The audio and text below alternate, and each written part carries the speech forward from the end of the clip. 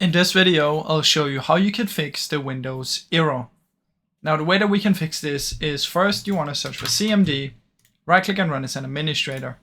In here you want to type sfc /scan now and just let this scan while we do the other steps. Now the other step is search for troubleshoot settings, go to additional troubleshooters. In here you want to select the Windows update and run the troubleshooter.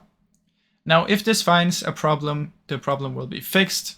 However, if it doesn't find a problem, you can wait for this to be 100% and see if it fixes any issues.